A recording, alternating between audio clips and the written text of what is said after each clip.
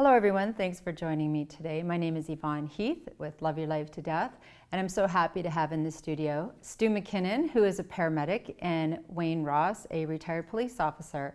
Stu and I discuss how difficult it is when paramedics come on the scene and people are ill prepared for end of life, even if it is something expected. We also talk about the fact that our emergency medical service professionals are also ill prepared for end of life, and that makes it difficult in their careers and their personal lives. Wayne Ross and I chat about the same thing, and he does agree, and we believe it should be taught in schools with more emphasis. And Wayne and I just might go on the road. Here's a quick clip. So you've been a paramedic for 8 years, and in that, what other roles have you had?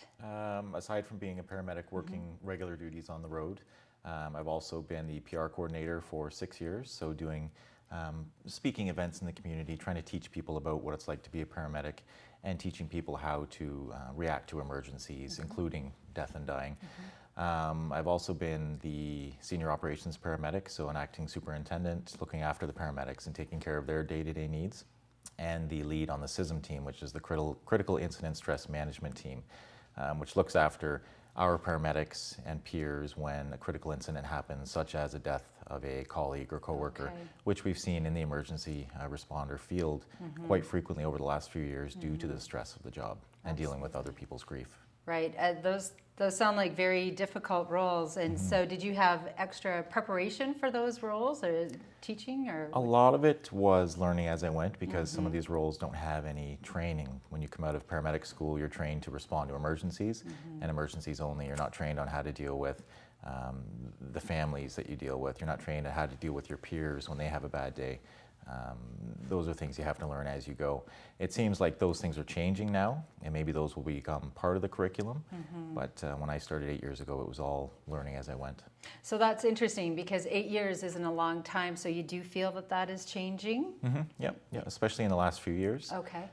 It's really become an important topic. Like I said, we've seen too many first responders either lose their lives because of issues and grief, or they've lost their careers because they can no longer function to a level where they can respond in the community. And we're here now with Wayne Ross. Hello, Wayne. How are you today? Hi, Yvonne. Wayne has been he is a retired police officer, was on the force for 28 years. Yes. Is that correct?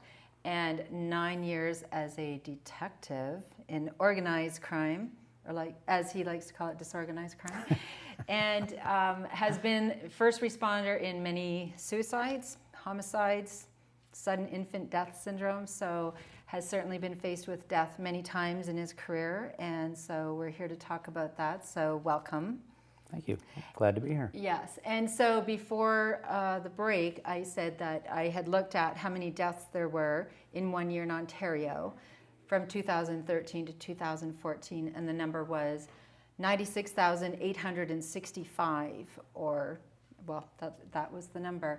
And I found that very amazing to think, wow, how many people that would impact, and the fact that we're a death-phobic society and ill-prepared, and the ripple effect of that. And I find that quite astonishing, actually. Yeah, it's alarming when you hear it like that. And of course, not all of those would involve, police action sort of thing. But of course, police are usually first, on scene, or shortly thereafter. Sure.